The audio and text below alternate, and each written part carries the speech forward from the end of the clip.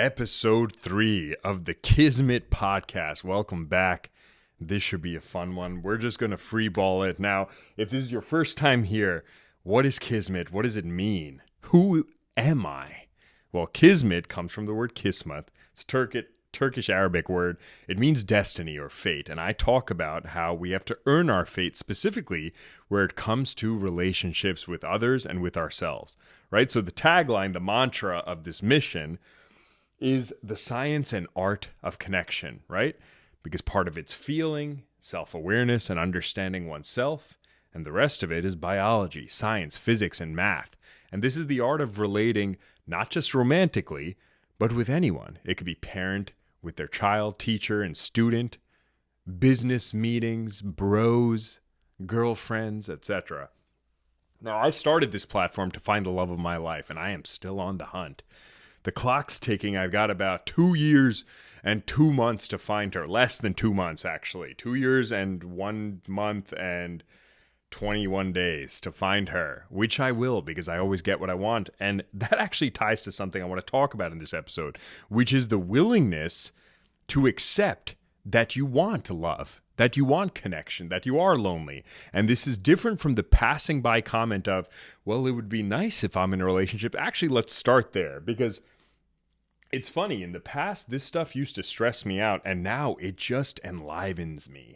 It charges me up, which we'll talk about how the difference between confrontation, how it affects men and women biochemically differently.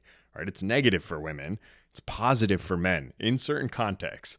I posted a video recently. Let's just rehash what I posted because it was controversial, which is hilarious. Nowadays, saying things like there are men and there are women is controversial, right? So we're going to push through, right? After people have been silenced and canceled, I feel even more empowered to not give a shit, right? This is the beauty of being a man who has freed himself, right? The first constraint is you have to free yourself with money, right? Resources to be able to take care of yourself and others. I cleared that some time ago. So I'm not worried about that. So I no longer have to worry about being canceled by a boss. I am my own boss. Kiszmet is my company, right? Then the next thing is women, right? Sleeping with them. That's what men want up front, right? I cleared that a long time ago too.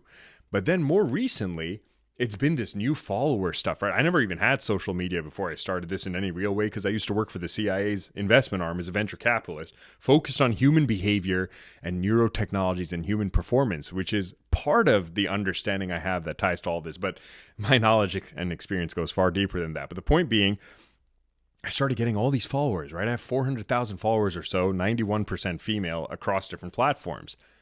So I want to keep that, right? I wanted to keep that. I cared about that community. Oh, I need this to have status so I can DM girls, this thing, that thing. People recognize me on the street in some small way, but at least in every town I go to, someone recognizes me, and that feels good as a man because then I act on it and I get it in, okay?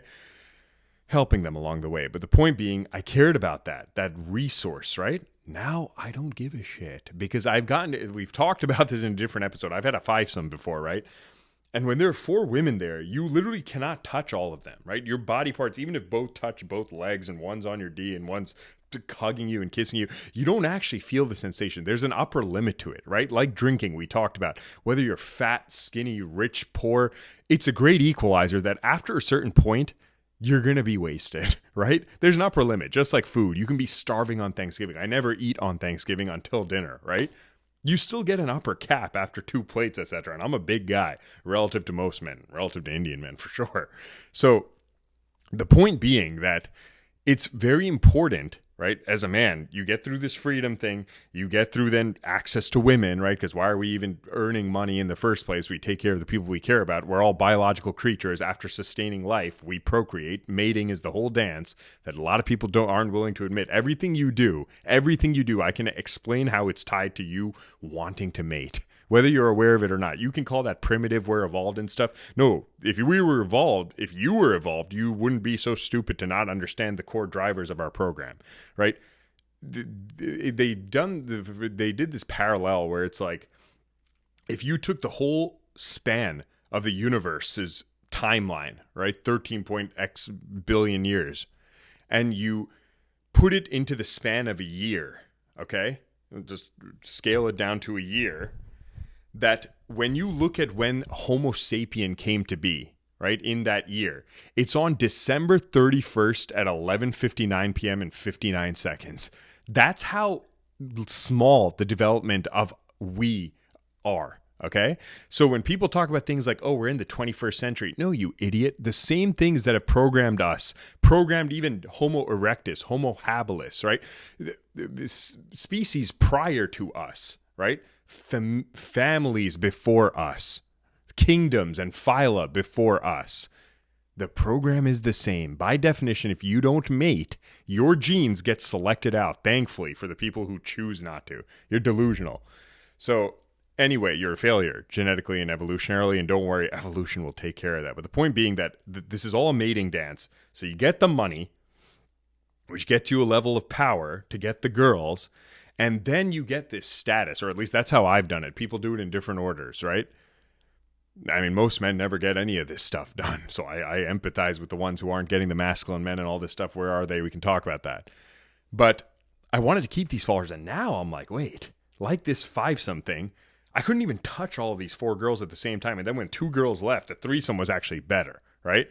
I think a foursome might actually be great. I got to try that at some point. We'll see how three girls can manage, because you can get two down there, one kissing. It might be a perfect simulation. We'll see. And if you're the one listening to this, you don't have to feel threatened, right? Girls are naturally bi. You can pick out the girls. We don't have to worry about that. I won't need it for my appetite, but listen, life's an exploration, and I don't think you'll feel threatened by that, because it's you and me forever. Let's be real. You're the queen.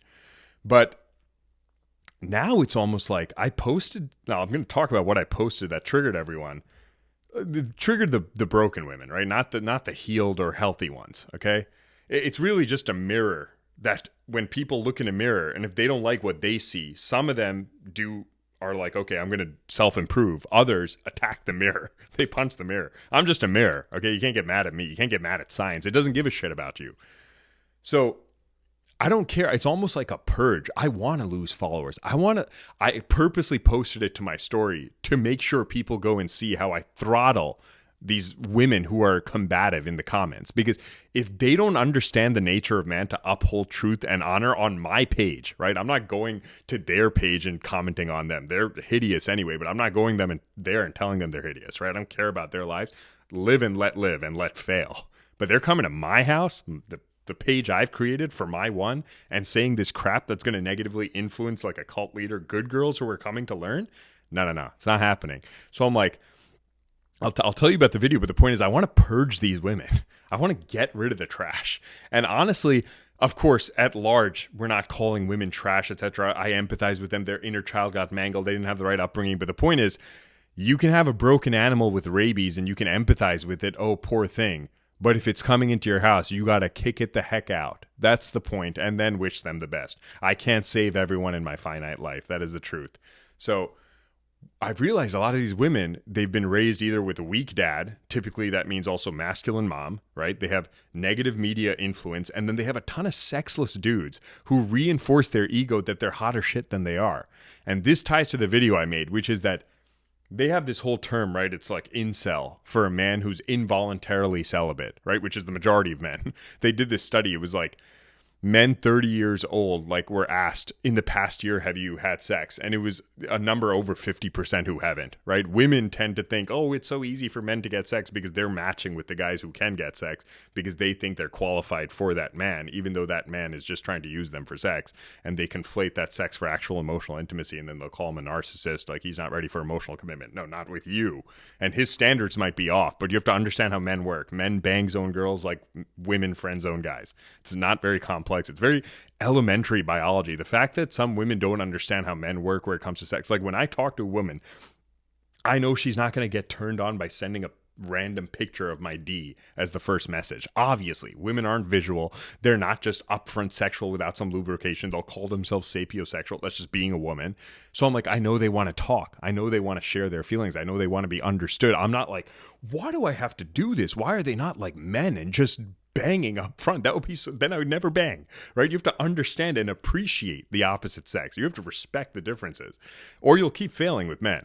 So the video was that just like men are celibate in this way, not by their choice, women are emotionally celibate You guys are femcels, a lot of you. If you're not in a relationship and you're of age, you are not single by choice. You are not being chosen. This ties to the obvious quote that men have sex with who they can, women have sex with who they want. No one talks about the other side of it, which is women get commitment from who they can. Men commit to who they want, right? A man's heart, figuratively, is his guarded asset, his emotional investment and resources, right? A woman's body is her physical preserved asset, right? Her temple. If she gives that, she gets attached. If a man gives his heart, he gets his heart broken if it doesn't last with a woman. This is the truth. Men use their body, women use their hearts. That is how it works. It is a beautiful polarity. If you don't understand that, you have to watch my videos because you're not understanding the basics, and that's part of the reason you're probably doing poorly in your romantic life. So I posted this video, and of course, it's almost hilarious because I posted a comment before anyone commented saying they're about to tell on themselves, because I knew the masculine coded women, they cannot handle that, right? They need delusional women like themselves to be like, you're a queen, you choose your life of peace after your narcissistic ex.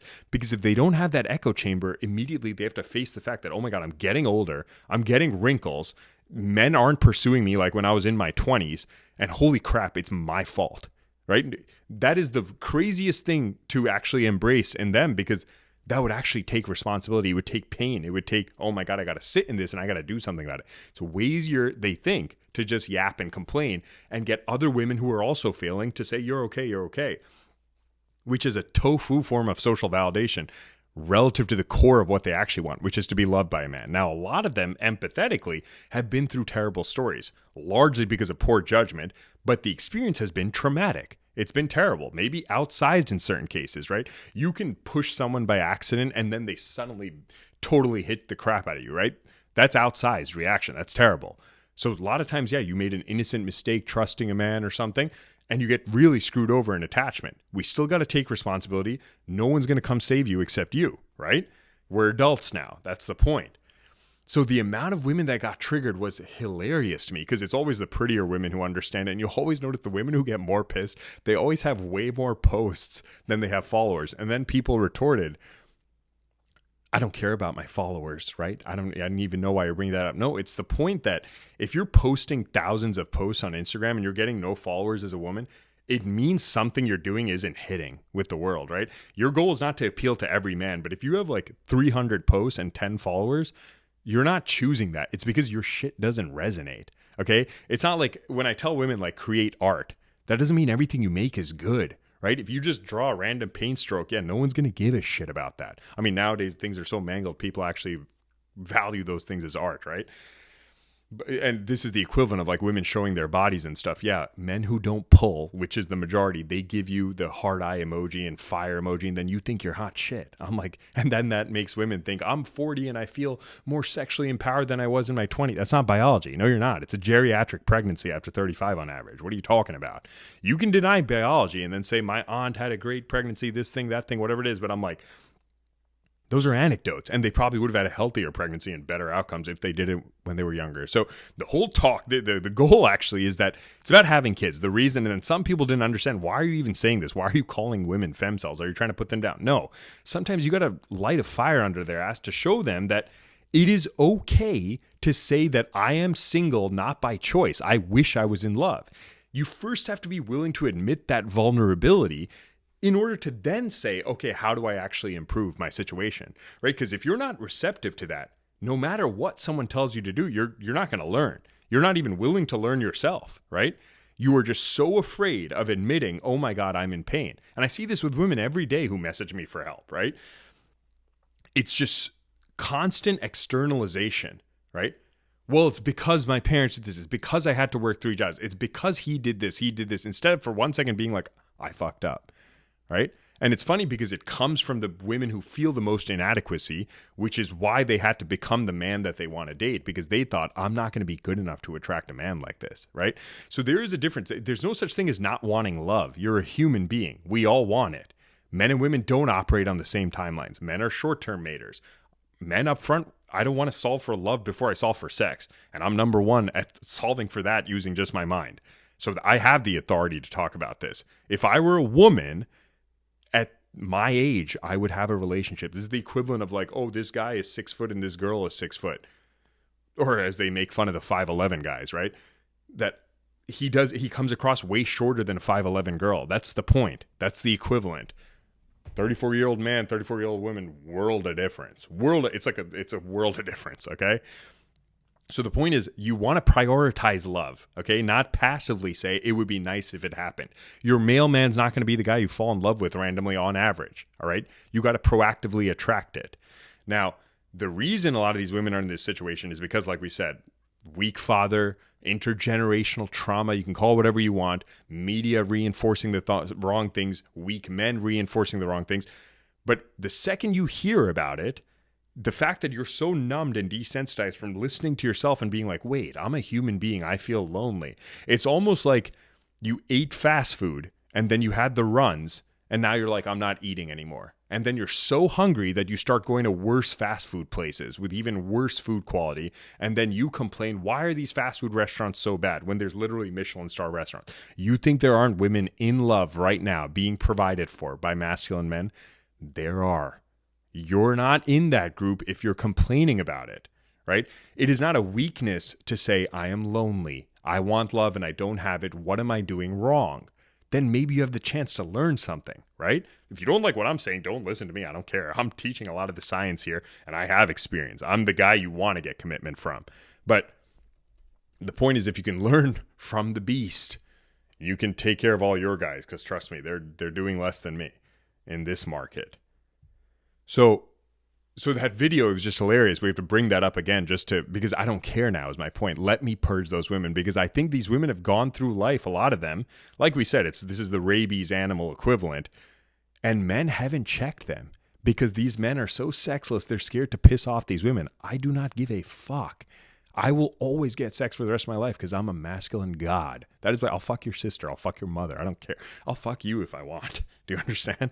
All right? You're lucky you're not chosen. You're unlucky, actually, that you're not chosen. The point being is, you can't control me. You can't. They try to do these group fear tactics like shaming men. How would I feel shame? I'm in a better position than you. Are you kidding me? You're the student. So I'm not here to create some community of women who then want to debate me on things. I'm here to teach, right? If you can ask questions and bring your feminine energy, great. But if you're complaining, you're not feminine. Go do something. If you ever feel like criticizing a man that you're not in a relationship with, I'll talk about how we do it in a relationship. Actually, we want to get to that in this episode. But just shut up and leave. Like, conserve your energy. You're like a little man yapping, and it's a little man, not because men are combative. They are confrontational. You're a little man because you're a woman, right? You're supposed to be soft and stuff. It's not scary when women say rude things. You're a woman. I'm not scared of you. What are you talking about? It makes no sense. The only woman I'm scared around or anxious around is a woman I like, right? Complaining women I don't like, I hate them. You guys are like flies. So don't do that shit is the point, right? Learn some classiness. It's not very confusing why you think there aren't masculine men out there. They don't want you. That is the point. You are the problem. 100%, you are the problem. Okay? Now, this is normally how I would talk to a man, right? Because it's confrontational, combative. This is how I talk to myself. And for the last maybe year and a half or 2 years almost, I edited my tone to be more gracious to women, right? And when I started this, I was more combative, right? Less refined, less nuanced, etc. Now, I think there's a best of both worlds. It's almost like something went wrong with my testosterone where it became a little too appeasing to these women, right? The empathy conflated into pacifying them because it tied to my own selfish power of I want to keep followers. I do not care anymore. Because I just know in my heart, something has changed. I've just come too far in this journey of who I am that I know I'm always going to be fine. I can always make money. I can always solve problems. I can always get women. I just know that. So I'm like, if tomorrow someone said, you are going to get 1 million comments of people fighting you, I'll fight every one of the 1 million. If it's time efficient. If not, I'll just, let them flail and then build my viewership, whatever it is. But my point is, I don't care if it's the world against me because it doesn't feel like that internally anymore. And this is another thing I saw from another podcaster. This guy says some crazy stuff too. He's an ENTJ like me, and I like a lot of his takes. He's funny because I get how his character works. And he gets a lot of hate also, right? But the women that like him are hotter. They're hotter than the haters, right? And I'm like, wait a second. Well, how does that happen? So I was thinking about it, and then I connected the pattern in my own DMs, and I'm like, wait, the hot, innocent women aren't the one yapping out loud. They DM me and they say, I love when you nuke them. I love when you do this. And I realize that when you go on to like pages where women who are unattractive but cocky post like themselves and say cocky stuff and stuff, hot, nice girls hate ugly girls who are cocky. Yeah, I think a lot of women, I think maybe you're aware of this if you're on the right side of this. Women are extremely catty, right? And I'm like, because you would think when you look at this comments of the haters that they're all teaming up with each other, right? Because a lot of the nice women who support me, they don't stand up for me in the comments. And I was like, why don't they do that if they like me so much? And it's because they're classy enough to go direct to the source. They're not trying to stay in the fray of cortisol. So I was like, wait a second. Almost not the ruder I am, but the more direct I am and unapologetic, the more trustworthy I am to the good girls, because they know I don't fold even for pussy, which most men do. So they can trust me as a man to lead, right? So I'm like, I'm going to tear up every woman who's rude to me as a defense for myself and for truth. That is right. I nuke them once and then I hide their or I pause them from commenting so we don't have to listen to their drivel. But I've noticed it gets hotter girls. And I'm like, hell yeah, let's get those girls. It's like a double benefit. I get to be honest to these broken women who are coming at me disrespectfully, right? It's not like they're coming to me and being like, I don't really understand. I felt like I was the one who made the choice to find my peace, and it felt like a better version than being in a bad relationship. So how do you explain that? I would answer that nicely. They don't come like that, right? They're like, I hope you heal. Oh, it's funny how you're saying this because you have no You want to talk to me like that? I'm like, your father must have been a bitch to be able to let you talk like that in the house. If that means probably your mother was talking to your father like that. Like, what kind of dudes have put up with your bratty ass? We're going to put you in timeout. You understand? So that is actually a lesson in masculinity. They're talking about you're not masculine doing this thing, that thing. I'm like, you're learning it right there, that you don't get to bark without consequence. I'm like, the world has steered too far the wrong way, where I'm like, men are just enabling women. It doesn't imply, it's abusive for a man to stand up for his honor on my own page. So I'm like, I will destroy you if you show disrespect. And do not say stupid things. Some ugly ass women are like, I'm going to unfollow you. Bitch, I don't even know who the fuck you are. Get out. I don't care. All right? So anyway, we got to get that out of the way. Get some of that Tupac revisionist history out there. You know, how he changed as a man through his interactions with women. But so getting to some of the stuff I want to talk about, that, yeah, I feel freer. So I feel great, which is great. And honestly, I wanted to do this thought experiment on this, which is like, how would I talk to, let's say, a good version of the least appealing woman? So let's say, I'll give an example. Let's say a woman who's slept around, like put herself out there digitally, showing everything, right? She's had kids with several different men, whatever it is, right? She spent her whole life trying to make money. She's older, right? Let's just say the worst possible scenario, but she's actually sincerely trying to change to have better outcomes romantically, okay? And then let's say the best version of a girl, the girl I'm going to get, okay? The types of girls I'm going to get, right? Which is slept with no one, okay? Young, relax.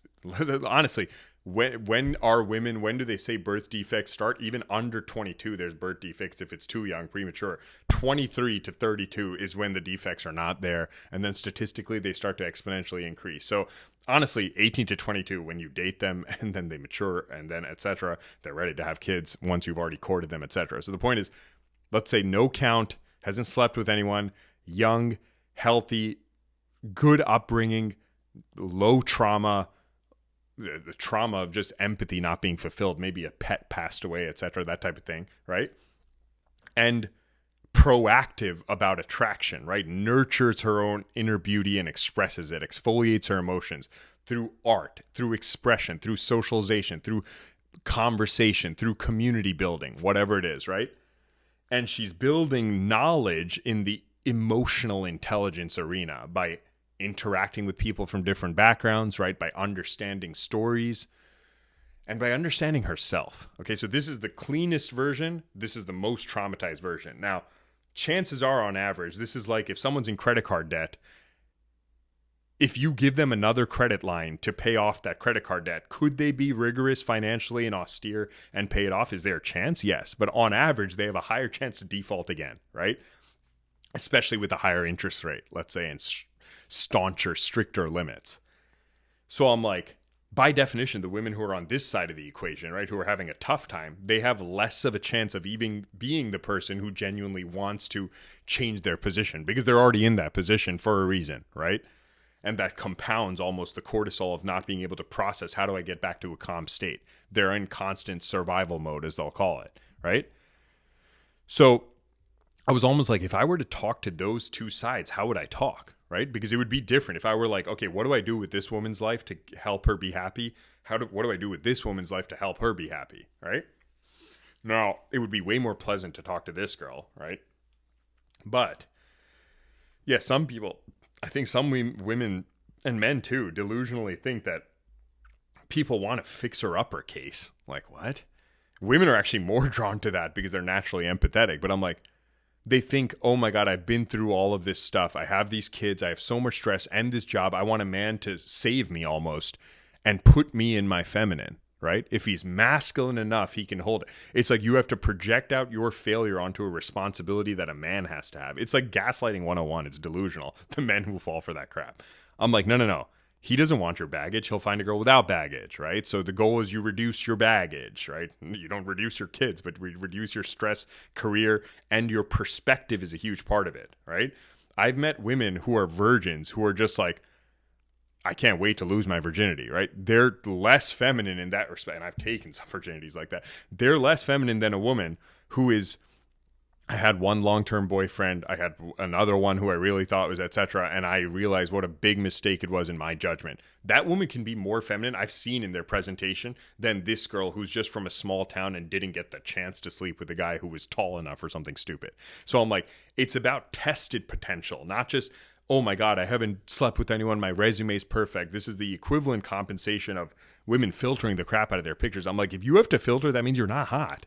I don't know what to tell you. Like, and some people, I mean, there are models who still use bold glamour filters and things like that. Yeah, it means you're insecure about yourself. Like, you're not worthy of what you think you're pulling with the filters, right? They're going to see you in real life. Most of these men let it slide in real life because, again, they're not pulling enough. So they're like, fuck it, I'll just tolerate this to bang her. And I'm like, stop faking stuff. If you're aging, age gracefully, okay? If anything, that should be more of a wake-up call. Oh, shit, I'm aging and I'm getting less attention. Oh, my God, that must mean I got to really prioritize this. That's nature's way of waking you up. Hello, that's the whole point, right? Stop ignoring reality. So I'm like, it's so hard to find women now who don't filter. It's actually crazy. So I'm like, stop doing that crap because it's the equivalent. People say it's not an exact equivalence, but what is that quote? That women fall for what they hear, so men lie. Men fall for what they see, so women wear makeup, right?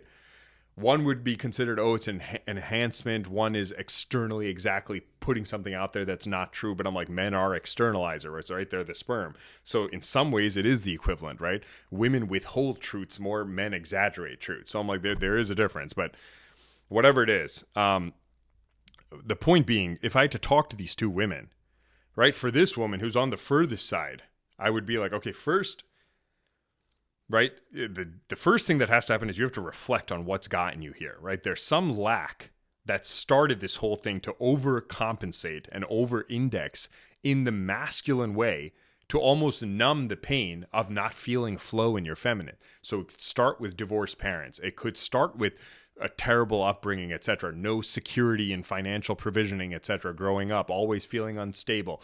A terrible sibling potentially being bullied at school. There's so many reasons of things that can cause this, right?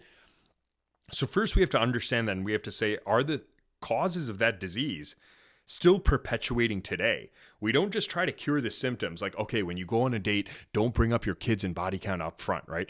You can patch it for so long. A smart man is going to want to ask about your past, right? You can't keep hiding. You got to show who you are. What is love about? What is any relationship about? The best relationships mean most transparency, right? Because that means you're actually being seen for you. And as a woman, to be seen is to be loved. Or what are they loving about you? A caked up face? That's insane. Those are the guys who will jump to another caked up face. And there's a lot of those out there, right? You want them to fall in love with your non-makeup features, you, right? So that's why I'll never fully understand women who, I mean, I will actually, they're emotionally starved, so they fall for a man calling them beautiful a lot. I'm like, what? You didn't even get to choose how your physicality looks. I guess being in shape to some extent, but I'm like, That's not even your depth. It's insane to me. I'm like, how do you think you deserve a deep story if you're not even deep? What? Makes no sense. This is the whole thing. It's like men are socially shamed, right? A good way to motivate men is socially shaming them. Like, who hurt you? You don't get women. You're poor. You're broke. All this type of stuff, right? Women love to say you're in your mom's basement. Yeah, okay. I guess this Airbnb is my mom's basement now. Whatever. The point is, they love to try to trigger that social shame, but it doesn't work on women, right? Because if the majority of women who are upset about their romantic situation were translated into men, their exact identity, they would basically be the equivalent of a broke loser, right? Because they're old women who haven't prioritized love. And I'm like, they would be the Reddit video gaming guy in the equivalent. But men don't call women losers because that doesn't hold any cachet with them, right? They're not trying to be in a social hierarchy of, oh, I'm the most popular, whereas a man's trying to have that kind of power, right? So it's almost tough to activate women to wake up, because if you bully them and say things like, you're a romantic loser, then they just feel bullied and they're the more delicate species, right? But then when they act like men aggressively, that does get them to, eventually, because I'm going to be a bigger bully than any woman, right? I'm a man. I have more testosterone than they'll ever have. But I'm like, you have to almost show them the fantasy of what they can have aspirationally, right? And that comforts them because it gives them hope. It's something they can feed on. But the thing is, when you're so stunted in your cortisol of being in your masculine, you can't even envision the fantasy. You can't even imagine a good guy, right? So back to this woman, it would first be on, let's reflect on these sources that could have compounded you feeling either psychologically like you're not allowed to be in your feminine, that literally prevented you from that. Maybe there were people yelling in the house, whatever it is. And let's first make sure that's not present in your life, right? That's the first thing. We can't have the consistent trauma source still there. But first you got to identify what the trauma source is, or source is, right? Then we get to the phantom stuff, the PTSD response, right? Your natural responses, your reactivity, etc. Okay, so the PTSD response, then you identify, okay, when I start to feel threatened by these things, when I get reminded, I notice that when a man says, I'm going to plan the date, I don't want you to plan a thing, that actually makes me feel controlled because my father would say this or my ex would say this. So, okay, when a man leads in things that I claim that I want, like a man who provides and has a vision and takes charge, I actually get triggered, right? That's the next step. Identifying triggers in yourself, okay? Then after that, it's going to be, okay, what do these triggers then cause, right? What do these reactions cause, and how have I tried to offset that in a seemingly feminine way in this sense? That, okay, I got triggered by my ex, okay? So I started sleeping with guys after a sexless relationship or marriage, right? So I started sleeping with guys because I had a very low bar for physical validation. I still wanted to feel like I was a hot 20-year-old. Okay, so I started sleeping with guys and I felt more and more discarded. And I realized I had to give more and more and keep going for guys in more transactional ways so I can even get a hit of any of the dopamine.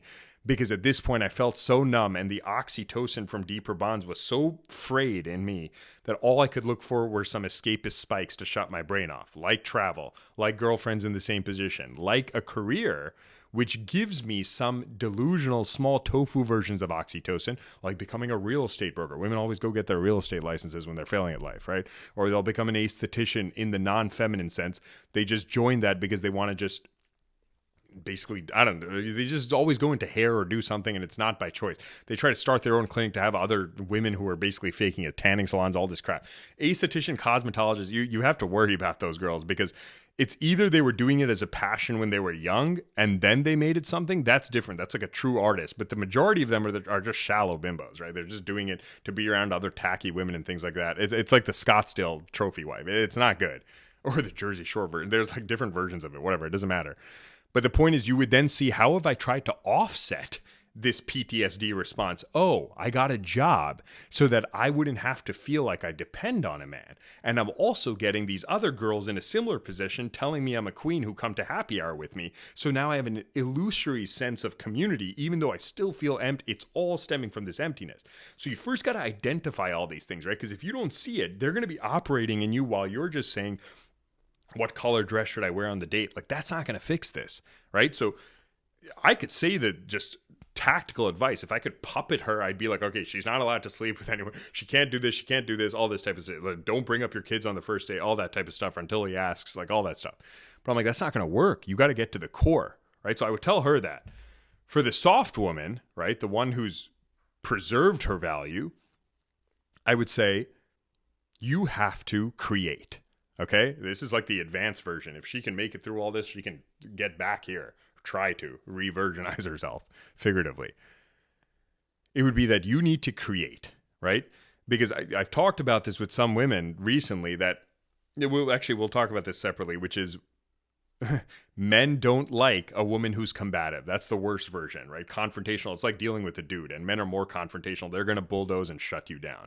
And if they suck it up and tolerate it, like, oh, the old ball and chain, they're going to resent you and not want to bang you anymore. And then you're going to stray, and then you're going to realize you lost the whole bag, unless the government falsely reinforces you by taking half his money. You still won't know what to do with it. Women in power don't know what to do. They don't know what to do with power.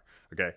So whatever it is, the point is, I would tell her, you need to create, right? Meaning men don't want the combative girl. Let's just finish that thought. They don't want combative. That's the worst version. But a pushover is the second worst version, right? They want the in-between, which is knowing how to, I don't want to say ground him, but knowing how to nurture and help him deepen. As they say, women are multipliers, right? Men will multiply. They bring in a multiplier from the external, right? Money, protection, all this type of stuff. Women multiply the internal, right? Whatever you are, they'll have you see it better if they are a healthy mirror. A lot of these women who aren't healthy, they can't even handle a mirror to themselves. So, because they're not looking at themselves, right? You have to be so good at looking at yourself and then social awareness. First self-awareness, then social awareness. Some women do it in the inverse because of their personality type, etc. It's fine. That then you can provide him with the mirror in a healthy feminine way such that it magnifies everything about him that he can then translate to the external, right? To then reward you in response, right? He builds the kingdom, you build the home, he brings it, takes care of you. So men don't like the pushover either. It's got to be almost, some women phrased it as he wants to be challenged. It's not actually challenged. He wants to. Now, women talk about being contained by the man. It's a different type of grounding, right? It's that you can handle her emotional neuroses, almost volatility in a non-destructive way. For a man, it's almost like you have to deal with his level, his ability to be ambitious and help that deepen at home. He's got to feel either relief at home so that he can recharge and go, deeper intuition on how to understand people, because men are worse with that than women. Women read nonverbal cues better. They're more empathetic, more nurturing, more intuitive, right? I see some people like the fresh and fit guys, and which is they have a very stupid take about men are better than women at everything. And then I remember one guy came up to him and said something like, well, women are better with emotions. And then he stupidly said, no, well, actually, men are far more stoic, etc. Like, yeah, you idiot. That's not the point. It's not about that. It's the fact that he's only thinking about the destructive women that he brings on his podcast by choice, like a simp. The point is, healthy women understand their emotions far better than men. Right? They experience emotions more constantly. Men actually experience deeper emotions because it's less frequent, right? That's why they'll burst into anger and stuff like that. It's their blind spot. Women have almost a lower magnitude in their sine curve, right, on either direction, but they have a more frequency about, oh, I'm feeling nervous now, I'm feeling upset, I'm feeling this, and it's constant, okay? It's almost kind of like, I would say it's almost kind of like an inversion to their cycle, right? Their cycle is kind of determined in 4 different phases, whereas a man has a 24-hour cycle for his testosterone. I'm like, that's almost the equivalent. That physically is how women are emotionally almost. But regardless, the point being that women are far better than men at many things. Yes, and this is what you want to be able to deepen to get a man who's good at what men are supposed to be good at, the kind of man deep down you want. So going back to all of this, right? You don't want the combative girl, you don't want the pushover girl, you want the girl who's a multiplier, right? It's a form of holding you. I call it water bending the flame, right? But this ties to now, what advice would I give to this girl, which is that you have to be able to create, right? You have to be able to show your ability to do this. For me, I like artists, right? I mean, you can call a lot of things loosely art, but I like artists, okay? That represents my polarity in a woman. Like I said, there are women who are healers. There are women who are community builders. There are women who are teachers. There are women who are performers in different artistic ways, etc., right? There are the maternal empaths. They have an archetype called the queen or whatever like that. You can also be the sage or the mystic, whatever it is. Like, yeah, whatever. Okay, there's different types is my point.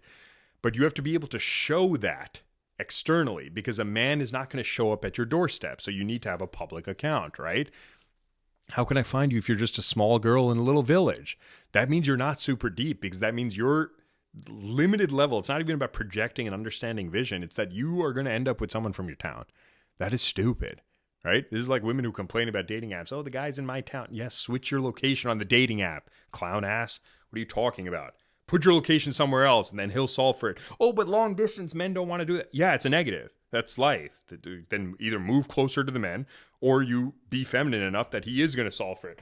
Oh, look at my friend over here. This is my friend. He's with us. He's getting a little sleepy, or he's trying to support me, honestly. All right, hold on. We got to arrange this properly, okay? I want him to feel safe, okay? He's worthy of being taken care of. Okay, he's sleepy, I think. There he is, okay? Look at him. He's a cutie pie. He's wearing a hat that says Kiszmet on it. Do you see him? I want you to see him. I want you to observe him. All right. So, getting to the point that I would say you have to create. You have to put yourself out there. Okay, it's very important to do that. And you have to showcase, not for men. This is the natural blueprint. It's the beauty of men and women, which is that being in your feminine, if you're truly feminine, naturally attracts masculine men, right? When women are vulnerable, women who post, I feel lonely, etc., and in depth, right? The nuance of their emotion, right? Some men will like women who are more verbal because they'll be the sensory type, even though men are less verbal in general. So I would say do sensory things in general. Add some verbosity if you want. I'm hyperverbal, so I definitely don't like hyperverbal women, but that's a personal part. But in general, men are less verbal than women. So I'm like, when women write like poetry, men aren't dying to read that crap. I write it because women are. There's a difference. But anyway, point being, like, imagine I wrote essays to dudes like that are friends. Like, I would lose all guy friends, which I have. So maybe I have done that. No, it's fine. So my point is, I would say you have to create, okay? In whatever your form is, you have to show yourself. That internally makes you feel good, like you're exfoliating and expressing your emotions. But at the furthest level, that you are proactively empathizing, right? That you are water bending, like I said, others. And to do that, you have to see some level of impact, not in status or power, but the ability to convert someone else's emotions either to a better state by understanding them or taking how you feel and transferring it to them like a Patronus. See, that's what I do here, right? When I show up and do these things, it's not necessarily just about the content and the advice. It's that I am taking the conviction and strength I feel in my life after everything I've been through, right? I am extremely resolute. I'm a strict, stern, solid guy. You know, when I talk from that conviction, it helps ground a woman from her frenetic wildness of emotion, right? And the unsafety of the world. And it's like, wow, I feel some certitude, right? Some certainty about the world. So that's what it does. I'm taking my strength and I'm putting it into them, in their vulnerability, to pass on my power to them, right? That is the highest form. It's magnanimous strength transfer, yeah? So I'm like, it's not just me being like, oh, are you a girl that I date? Nah, screw you. Like, it's not like that, right? I mean, I have 400,000 followers, right? I'm not going to date them, probably all of them. I'm not going to, we'll see. But the point being that you have to be able to do this water bending. I'm almost flame bending or flame activating, right? I'm getting women excited to believe in love again, and then I'm grounding them with my serotonin and my rock and saying that it's okay. It's okay to be alone. It's okay to be here, right? We're going to get this done. So I'm like the rock and fire. That's me personally also as an ENTJ. I'm personally attracted to water and air, right? A dopamine girl who's a bit more sensory in the healthy version, right? She's like, let's just go for a walk. Oh, look at that flower, that type of thing. Now, you might be a different type. Maybe you are fire, etc. Now, that'll be tougher as a woman because that means more testosterone, right? But whatever, then you go get there's a beautiful movie, actually, Pixar made that. Do you guys know what it's called? Elemental or whatever? It's actually beautiful. And the woman is the fire and the man is the water. And it's still a healthy polarity. He's the more empathetic emo one. She's the more aggressive, trying to help her dad's business thing. It's a beautiful movie. You should watch it. It's the opposite of my polarity, right? Obviously, I would hate a flame girl like that. I like the soft women. And on average, soft women, water women are going to do better than fire women, right? It's like the combative women. You all are failing. That's why you're combative, right? So I would tell this girl, you got to create. You got to show up, right? You got to proactively show up. And then I would say that it's one of two things, right? There were two ways that it was done across history. Yeah, if you're like the regal queen's daughter, sure, men will find you, okay? But the majority of you are relatively invisible, let's be honest, okay? you get attention from losers on dating apps, but they're swiping right on every guy. Like, you're not special in that way, right? If you want to feel special, truly special, either your stuff that you portray, let's say on Instagram or TikTok, has to be good enough to get some level of attention. Okay, that doesn't mean 100,000 followers or anything. That those women, honestly, if women have over 10,000 followers on average, it's typically because they're doing something shallow. They're showing their body. They're doing some tacky crap. Okay, some of them do it because they're just showing how to create something. They're cooking and all this stuff. But even with that, it takes discipline. They have to post every day and repress their emotions. Some are just actually, and some are beautiful, whatever it is, right? My point is, on average, your goal isn't followers as a woman. Men care about status, right? Men want the followers or power in some way to then affect the world. Your goal is authenticity and the ability to affect change in the type of people you want, right? So I'm like, if you care about helping young women, then you have young women who are very positively affected by you, right? If you want masculine men, I'm not saying you do advice for masculine men or something like that, but it's that when a masculine man comes across your profile, he stops for a second, right? You're not angry in your profile picture. Some women have sunglasses in their profile pictures and filter their profile picture. What are you doing? Like, I know you don't look like that. Well, most men don't. They fall for this crap because they're losers. You're with losers, the majority of you, because you're a loser. That's the truth. So if you want to be a winner, learn from this. And the only reason I say this so seemingly high horse is because I've been the loser. I overcame it to be this. So yeah, hell yeah, I'm going to be tough on you because I was tough on myself. It's coming out of care. I don't have to record this podcast. I'm not here to just crap on you and I need to get my feelings out. No, I'm doing this. I got to stay up now tonight to post this so that I have the chance to find my love, obviously, to build what I'm passionate about because I know the pain of loneliness, but also for the good girls out there who don't have guidance, right? A lot of you don't have fathers or bigger brothers. A lot of you have these crappy women who are yelling and stuff and you don't know what to listen to. So I'm here for them, all right? So my point being that you got to show up, right? And if you're not having impact in some way where the type of people are being drawn to you, then you got to be a bit more proactive. Like the women back in the Pride and Prejudice days, the families would actually do this on their behalf because they actually gave a shit about their daughters. They wouldn't just be like, you need to get a job and be independent. The women I hear from whose father tells them you need to get a job, I feel your dad sucks. Your dad's a loser. You should want a man who's not like your father on a very core attribute. I understand he can be good in other things, but he wants you to go and get stressed and make money. And then some women will retort, you want a woman to just be stuck at home and incapable. Wait. How does working at a job that I could beat you at anyway make you capable? It makes you useless and wasting your energy. Be good at things I can't be good at, that you'd enjoy more. That doesn't just imply learning how to make sourdough. There's more to human life than that, but it doesn't imply having a 9 to 5 like a loser, all right? Again, if your dad is like this and you were forced to get that, sucks for you. Honestly, we get you the most feminine job. You do it while you focus on attracting a man. I'm not putting it down if you didn't have a choice, obviously, but I'm saying if you're defending it, then you're delusional. You like being stressed. You're financially independent, which is just the basic requirement of being an adult male. And you're saying that as like a huge, like, please stop. It's stressful and you're not happy. If you're happy, you don't have to yap about it. Anyway, so point being that back in the day, in these Pride and Prejudice era, the families would seek out potential suitors, right? Not by messaging them and being like, hello, my daughter seeks you. But it would be like, oh, he's from a good family, right? Or he has a good business, etc. We're going to put you in front of him. They would go to the ball and things like that, right? Now, there's no equivalent of the ball. Some of you women stupidly go to like bars and clubs thinking men don't take those women seriously, right? It's like when I was in the MBA program. Like the girls wanted to date the MBA dudes. We didn't want to date the MBA girls. You just bang them and then you go for the fashion students and shit. Like, it just doesn't make sense, right? Like female models dating male models. Like, show me how many couples are doing that, right? Please. Now, they date business dudes, is the truth. The financiers and stuff like that. So, who aren't attractive. Like, hello. Taylor Hill, on average, is more attractive than everyone listening to this. I mean, she cut her hair after what I think is trauma, and it sucks, whatever. She lost some of her glow. But she ended up with a dude who works in finance, right? Who's definitely not some hot dude and stuff like that. What are you going to say?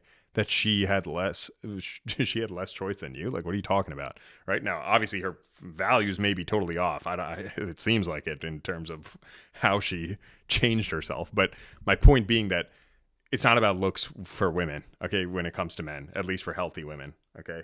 That's the point. So you want to put yourself in the arena. Put it, for example, like this. If you have identified yourself as, let's say, you love nature or something like that, right?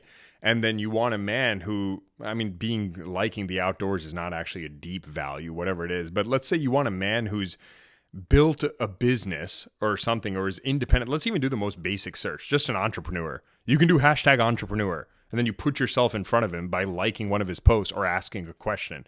Hey, like, when did you start this journey? That doesn't make you masculine, okay? This is, again, if you can sit back and just draw men in, by all means do that, 100%. I'm talking about a lot of you women can't do that, right? You post shit and nobody checks it out. So I'm like, okay, be a little more proactive. That does not mean DM him and say, hey, I really think you're great and stuff. You don't try to do the least masculine version, which is just show up in front of him, all right? That's not a crime. You're doing actually the work of judgment in advance. You're saying, okay, this guy's worthy. You're selecting him in advance, and then you're going in front of him. That's different. It's the handkerchief technique, right? You drop the handkerchief, and he picks it up to take care of you, and then he falls for you in the moment. Now, let's pivot a bit. So these are two things I would say for this. Now, you can see it sounds actually pretty different. I actually thought it would sound the same. I'm like, no, it is pretty different, right? They're very different focuses.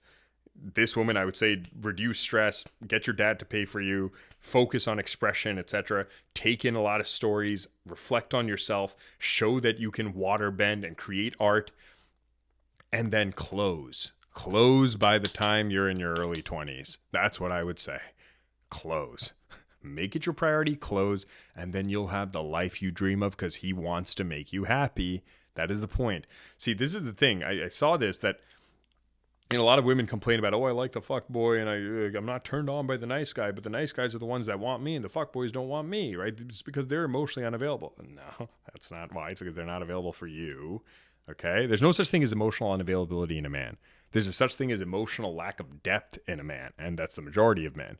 They're available for some woman, just like there's not a such thing as physical unavailability in a woman. The women who say they're celibate, some dude in some way would be able to bed them. That is the truth at some point in their life. Same thing with the man. Okay, his standards might be off, the depth may be off. We're not debating any of that, but you can't just blame that when you're doing the equivalent for the nice guy, right? You're physically unavailable for him. Imagine he was just saying, she's just a prude, she's physically unavailable. He would sound like an idiot. He just can't pull, just like you can't pull, okay? So I get it. A lot of you don't like to hear things in this more transactional Machiavellian sense. This is the way a man's brain works, and I'm translating it to you in the way I can. I can't fully female code it and talk about, in a feminine way, but, it's better than average. There aren't men doing this. The types of men who try to advise women are pussies on average. So I'm like, yeah, you're lucky I'm here. Okay, you're lucky I've made this my journey. But the point is, a lot of the times the nice guy will make you his whole life. And it's funny because my whole platform is about finding the one, right? But in reality, what am I actually building? I'm building a whole massive mission, right? I'm not here sitting every day crying, thinking about her at all. I'm hyper rigorous. A lot of you see my posts. I've slept with 761 women, right? I'm the epitome of the avoidant man who has the golden heart. Okay, so you can have both. But the point is, when you see the nice guy who makes you his whole life, love bombs, all that stuff, that's an icky turnoff, right?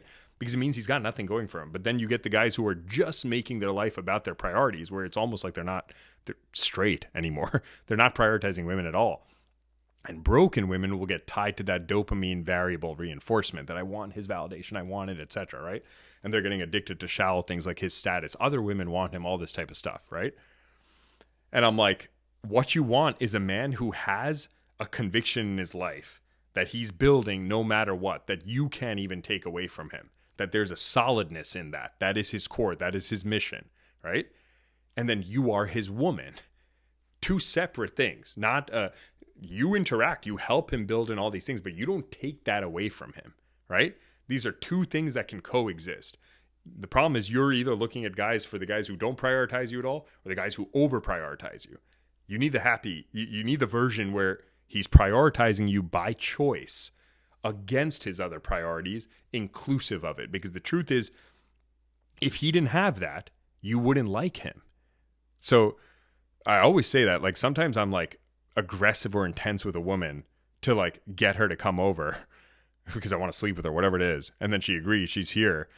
And I'm like, you can almost, as a man, you feel this temptation of like, okay, I can soften up now. But I'm like, don't reinvent the wheel. Do the thing that got her here in the first place. And it always works out better because I've done the version where you switch, right? It's like, oh, I can soften up. And then you start to see them pull back. And I'm like, oh my God, you idiot. Don't fall for that trap, right? So whatever, that's a crude example. But the point is, a lot of times women are almost shit testing men unconsciously to feminize them, right? Like, babe, just don't go into work today. Like, babe, can we just stay in? Like, no, I kind of want the kind guy. And the guy who listens to that, then they get dry. They don't want to bang that guy. It's the rebellious man who doesn't fall victim to that who women are attracted to. Now, that doesn't mean you don't listen to a woman, but it also means that you should not be advising things without showing honor and respect for the things that got you attracted to him and that make him a man and give him a sense of purpose and masculinity, right? That's a self-awareness thing, right? You shouldn't be testing him in that way. That's not how it should be, right? You should be testing whether he has a kingdom, not whether you can break his kingdom and then you're left starving with him, right? That's insane. So this ties back to something that, talking to a woman about this whole challenging a man in a classy way, right? Because I've noticed that in myself, that when women... Yeah, combative is the worst. I have the least amount of tolerance for it, right? The women who, it's funny because in person it's very different, right? Women won't dare be combative like that to a man who actually holds his ground, is the truth. It just doesn't happen. I even noticed it happening. Maybe in the club when they have another group of fat girls with them, they're like a little more aggressive because they're bumping into people and they smell like crap. Like whatever it is, like they're a little cocky based on other fat dudes who are bouncers trying to reinforce them. Whatever it is, like on average... or they're drinking a lot of the time, right? Increases your cortisol and stuff. But I'm like, on average, women would never talk to me in person the way that some of the upset ones do in the comments, right? Because it's very behind a screen, it's very easy. You should be aware enough to know I'm just letting out my frustrations, meaning that's what you're doing, right? You're just letting out your frustrations. And what you should say is, okay, I'm frustrated. It's okay to be frustrated. What am I going to do about it? Yelling here is going to make me feel better? It's not. You know what I mean? Like it doesn't, it's pixels on a screen. So I'm like, in person, I'm also more adaptive in person. People aren't hearing random clips. People hear random clips from my episodes and they take it out of context, whatever it is. I don't really care. I stand by everything. I can give a fuck. But I'm like, in person, I just think you can't resist the deep voice and the fact that I still see them as a woman. It's kind of like it's like a little girl. I'm like, I don't care who you are, how upset you are. You're a woman. You're not scary. Right. And I'm like, I think that actually disarms a woman, whereas it's tougher to do that online. It's just pixels on a screen. I'm not like, oh my God, this is coming from a woman. I'm not going to put tons of extra thought to be Gandhi. And I'm still a guy who's aggressive, who doesn't have my love to temper me and calm me down. So I just see pixels on a screen. I'll tear you up. I don't give a shit if you're man, woman, or they, them. I'll take care of all y'all. So anyway, this ties to this whole, how do you challenge a man then? Because as they've shown, right, the quality of your relationships is largely going to be determined not by how high the highs are, how good the good is. It's going to be determined by how you both deal with conflict, right? And I almost think about it and I'm like, if there is no tension with the girl, this is when women start to defend guys just want the crazy girl. There's a reason they're drawn to that up front, because there's an emotional rawness to that girl, an intensity, right? A lot of times it's performative, right? It's gaslighting, it's love bombing, whatever it is. The guy can be lonely. We're not trying to glamorize the crazy girl. But the point is, when you were the tepid pushover who just withdraws, because I talk about women withdrawing when they're upset, right? There's a nuance here. I also made a video talking about when there is fire, you have to be able to be in that space to convert it into steam. It is that push-pull that creates attraction, right? That's not a game. This is human nature, okay? So it's not about faking scarcity. It's not about supply and demand that you got to play hard to get. It's none of those things. It's that you want someone to care enough about you and about themselves that they don't just accept your every opinion, but they also care enough about you to know how to interact with you, right? And a lot of people will say this is subjective from person to person. There are general rules about how to do this with men, right? So maybe I'll go into story mode a bit, right? I can talk about some women. Look at that. God, sometimes I'm just like, fuck yeah. I'm like, yeah. So, no, that's not ADHD, you idiots. All right. I'm processing my thoughts, so I have to ground myself sometimes because I get bored just yapping into a phone. Relax. And I want to change the song. So, yeah, this how to challenge a man or create this tension. I can talk about times that I've experienced that, right? I'll give you the versions that didn't work, etc. Sometimes I get intense, right, with a woman. And men don't test like women test, right? Women ask me things like, is he testing me? I'm like, no. They might find out information after the fact of acting a certain way and seeing how you react, but they're not going in being like, let me see how they react. I'm pretty manipulative, so I do that, but that's because everything I do, I'm so psychologically loaded in it that, women are my life, so this is what I do. And honestly, what seems like manipulation to others is just automatic thinking for me, because it's natural quickness. But whatever it is, the point is, I see how women react, or at least I'll provide you with the insight of how it goes, right? So sometimes I turn up intensity, okay? Probably because I'm actually upset about something or triggered by something, or I don't like what they're saying, whatever it is. And of course, we don't have to go over this version. Some of you maybe need it, but you don't go combative, right? You don't go like, well, you're the one who said this, or like, well, I was just trying to say this, right? That's like the less combative version. Do not go explanatory with the man when he's pissed off. Don't do it, okay, if he's not asking for it. It'll never work in your favor. He'll never be like, oh, that's why you were doing it? Oh, thanks, babe. Right? If there's a difference if it's like, why did you fucking press the green button? I told you not to. And you're like, wait, I wasn't even near the green button. I think it was the cat. That's different explanatory. That's not. But the other version of like, no, I was just trying to understand. I just thought it was big. Oh, God, there's zero men who are like, thank you for sharing that. It's never going to work in your favor because he's not in the mental space to receive it, okay? So why are you pushing against a board that's just smacking back? It doesn't make sense for you, okay? So that's the worst version, whatever. And there's tiers within that. Like I just said, the soft version, the hard version of just literally combating him. Like, well, it seems like you're the one who has an issue. Like, shut up. When a woman does that, I'll put her in her place and I'll block her. That's it, right? These women, sometimes they comment after. It's so funny. I see them writing essays and I'm just like, how pathetic. You're just giving all your energy here and I'm just going to delete your comment, you idiot. It's my page. Meaning I let them say one stupid thing. I retort once to put them in their place. And so the good girls know the truth. And then we just shut them up and they're like, you're deleting comments because you're a weak man. No, we don't want to hear your drivel, you fly, you lardo. We don't want to hear it. All right. Anyway, let's not get into that right now. So the point being that the tension, right? You can't just fully withdraw either, right? This is the nuance.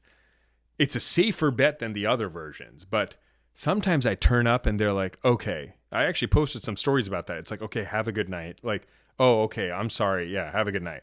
Yeah, whatever. It doesn't make me feel anything. It doesn't piss me off more, but it just keeps me at zero. It just brings me let's go negative. It brings me from a -5 to a 0. And I'm like, all right, back to stability. If anything, probably -1 because it even was a situation. How does that get you into the green, right? So you have to be, and this is actually in your favor, right? That you have a personality, you have something to bring to the table, your intuition, etc. You are going to have differences of opinion. You are not going to understand him at every point. You are not going to feel understood at every point. How do you get that across? With a guy who cares about you, right? Again, in these extreme situations where you know he's pissed, don't push on that. But if you're in what could start to be an argument, honestly, just don't argue. But if it's what's starting to be a disagreement, right? And that's going to happen. That's healthy in relationships. It's insane if you don't have any. You're not clones. So that doesn't make sense, right? Then you have to know how to hold the space for yourself and him. This is the art of being a woman. This is EQ, emotional intelligence. Men don't need to be good at this. We can barrage through life, and I still fuck a ton of chicks. I don't have to hold space for both of us. I don't have to do that shit. That's the point. Okay, clearly, look at the results. Look at the results. You can yap about lack of discipline, God, all this bull. Look at the results. My dick gets hard and I get to nut. What are you getting? Where are your roses? Where's your relationship? Right? Okay, why am I getting pissed? I'm not. All right, so anyway, sometimes I just like to go on these tirades because it's a way to get out some aggression. It just feels good. This actually ties to the original point, which is confrontation. I thought commenting critically to all these women would stress me out. It felt great. I am confrontational. It increases my testosterone, which just gives me more clarity, more focus, and ups my energy and muscle development. Feels great. How does it make a woman feel? Increased cortisol, stunts your serotonin, right? You're already worse at processing and synthesizing serotonin than a man, which is the happy hormone, right? SSRIs. That's why you guys are overdosing on that. puts you into a dopamine freight network where you're like, oh my God, magnitude. You're used to that magnitude then, right? You're scared of the next version of it, PTSD, but you need that magnitude to feel anything, even in the good side or the bad side, right? The bond starts to feel weaker. So you start to feel more detached from him. So you start being less feminine. Then he feels less like doting on you, which frays the connection even further, right? It just doesn't work to argue with men from your side. For me, I can argue all day. I don't give a fuck. I don't care. I'm pissed all the time. I can get pissed anytime. It's not even piss. It's just aggression. It just look at boys at the playground. Are they pissed? They're just aggressive, right? It's testosterone. Actually women have more testosterone than they have estrogen, right? If you actually take it from the whatever PG to NGL or whatever, make it the same thing. They have 3 times on average the amount of testosterone, I think is what ChatGPT said, than estrogen. But men have 50 times relative to theirs, right? So I'm like, we both have both, but I'm like, estrogen is expressed at bonding sites more in women, which is what feminizes them. And also oxytocin, right? I mean, there's a lot of different hormones. It's not like someone asked that in a video. Why can't you if men can just take testosterone to become more masculine, which you can't. If you take it as a supplement, you actually start to become dependent on it and you can't get off of it, right? So no, you should go natural as a man. All these men who are doing the TRT are weak. But you can't do the same thing with estrogen, right? If you just inject it, I mean, that's functionally birth control, right? With progesterone, if anything. If you just put estradiol and progesterone into a woman, that can cause a lot of problems with them, right? A lot of pain. If at worst, cervical issues and potentially, right? So I'm like, oxytocin, honestly, is the better version. It's the bonding hormone. They've done studies. You put oxytocin and they become more familial, more familiar also with people around them. They're more touch-oriented, more nurturing, more warm, etc., right? So your goal has to be to increase oxytocin. And testosterone inhibits oxytocin. So the point is you don't want these high planning activities, all this type of stuff, whatever. Let's not go fully down that biochemical pathway. So getting back to this holding the space and arguing with a man, you got to know how to be able to not diminish yourself in order to keep a man's ego, which is funny because that also turns him off from you because then you're just a punching bag and then he'll get bored, right? And then you'll still yell at him. It's like we are all co-concocting these things, all right? So I'll give you stories then now. I don't give a shit. I like when women push, right? Not when I'm saying something. So there's a nuance, right? I'll just give examples. I remember this one girl, I say like, all right, if you say something disrespectful like that again, this conversation's done. And she doubles down, right? Dunzo. Blocked. Dunzo has texted me from like 4 burners now. Dunzo. That's different. That's me drawing a line. You have to respect a man's line or don't be with that guy. If he's willing to have his line broken, he says, I don't want you wearing this. If you think that's controlling, don't be with that guy. But if you don't abide by that and then he's okay with it, you won't respect him, right? It's a lose-lose. So, because a lot of men will totally have crazy lines, right? I don't want you eating cake on a Saturday. Who knows? I don't know what the hell men you're dealing with. So my standards are perfect. There's a difference. But point being that you want a man you respect, right? But I want to push. I want to push from a woman because I want to know that she is her own person, that she has her own dialogue. There needs to be value added, right? Not just a sidekick who I get to fuck because then I'll just keep fucking new girls. It's more exciting. So it's got to be like if she doesn't understand something, it can be a question. It can be like, hey, can you explain to me what you meant by this? That automatically calms me down, right? Because I get to go back into teacher mode. And she's feeling seen because who am I explaining it to? To her, right? And it's increasing our understanding between each other.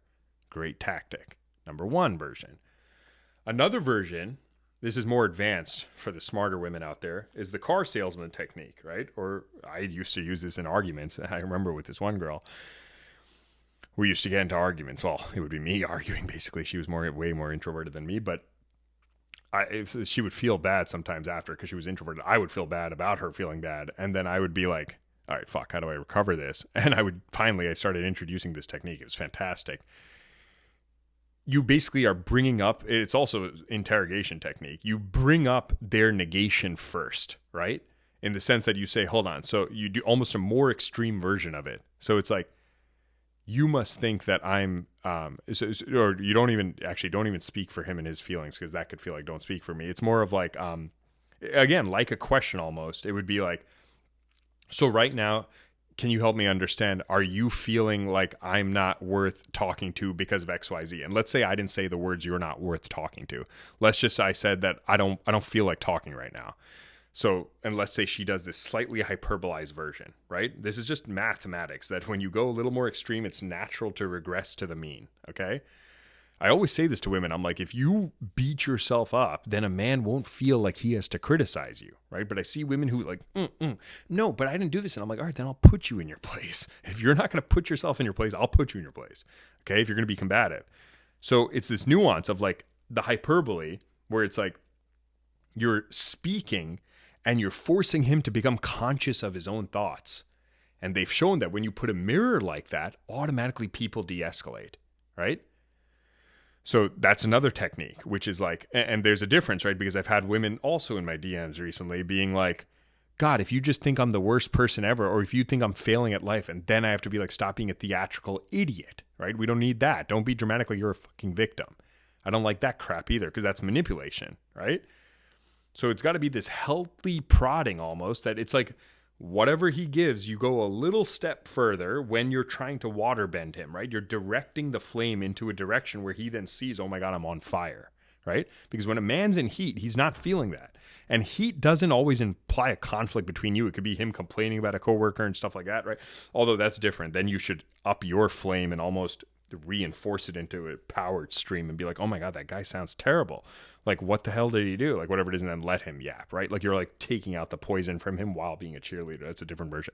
I should do an episode next. I'll do with the archetypes. I made a series in my highlights on Instagram about the daughter, mother, sister, and lover archetype and how it ties to different ways to deal with a man. You all should watch it. If so, it's genius, honestly, that I made that. It took me hours upon hours to come up with all those concepts.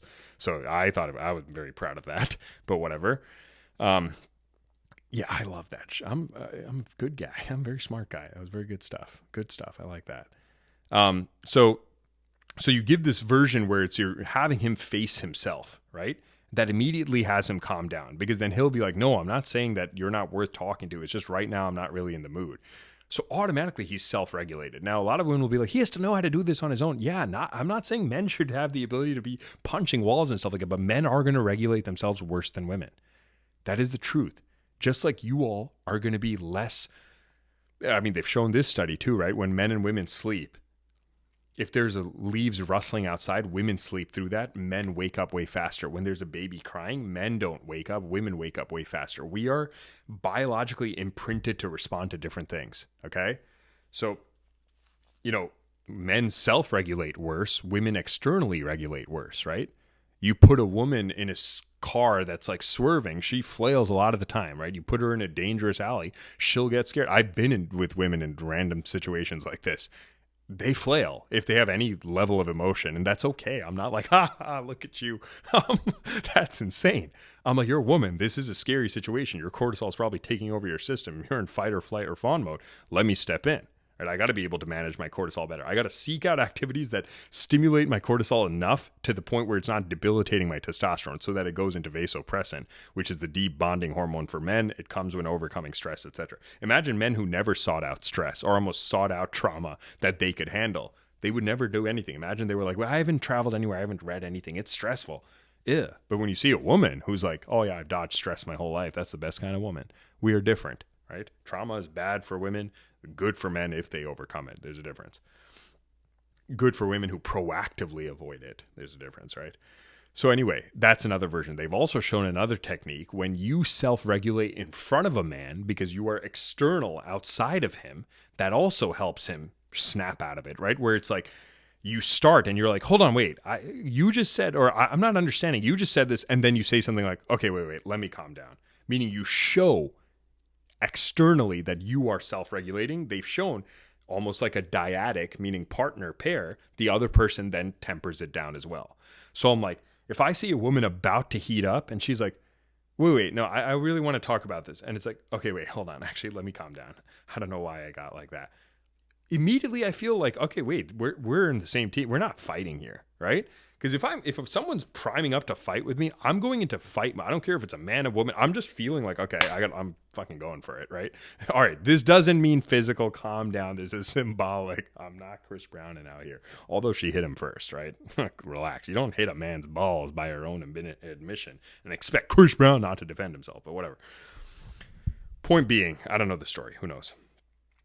So that's another technique, right? So I'm saying staying in the space with a guy like that, right? When women ask me, now here's another nuance.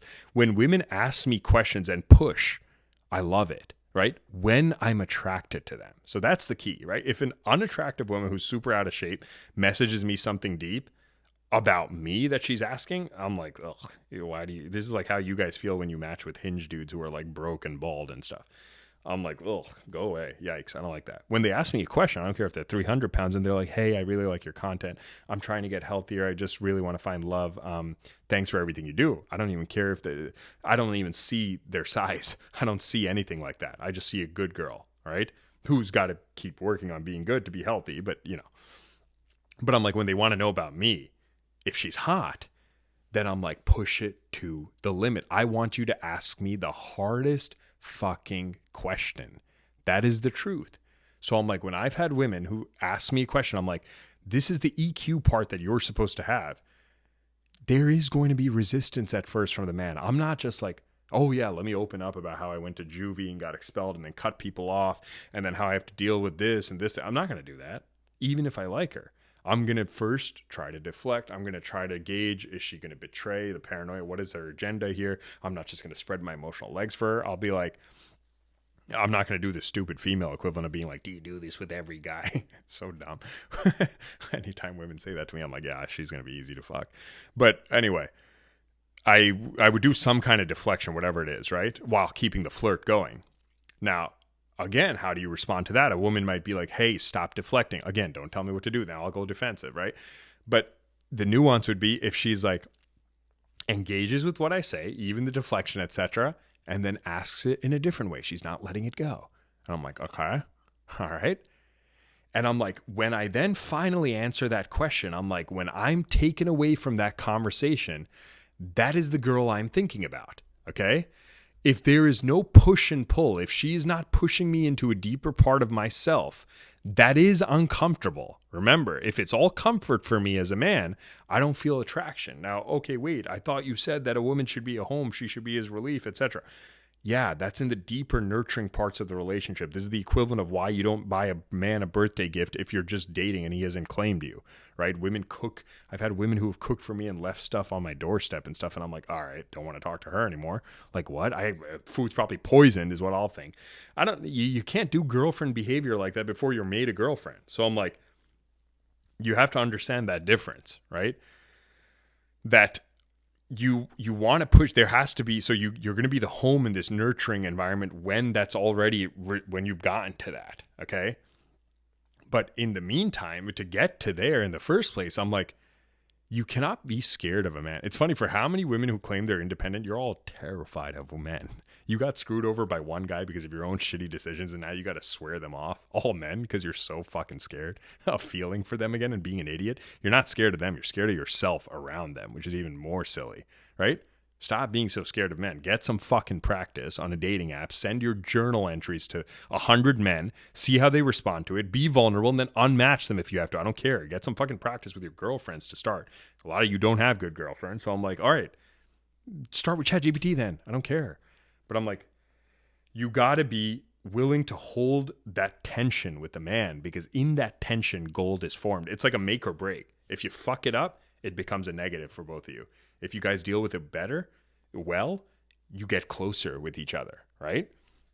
So I'm like, a lot of you are just expecting, I'm going to be hot and nice. A lot of women message me. They're like, I'm very feminine. I cook, I clean. I'm like, you're a fucking maid? That doesn't make you feminine. I'll hire one who's hotter than you. It doesn't make sense. No. You have to be able to waterbend to beat random new hot women. That's the point. What is the point of you in his life then, right? This is the equivalent of a man coming to you broke and being like, yeah, or no, let's do a real equivalent, which is like, he has a trust fund and he just deposits money to you every day and he does nothing. around the house. It's like, hey, babe, I don't really understand. Hey, remember we have to sign up for life insurance? Like, how does that work? And he's like, I don't know how to do that shit. You have the money, though. Like, come on. Like, imagine that. That's the equivalent. He's not problem solving in real time. You have to emotionally solve or bend in real time. Okay? So I'm like, I like a woman who holds that tension, who's not scared of me, basically. You know? It's almost like the women who have to be more combative with me, I know they're scared of me, right? I threaten them, is the point. It's like a woman when they walk down the street and they just smile at me, even though I'm looking angry with my eyebrows and I'm always pissed and stuff.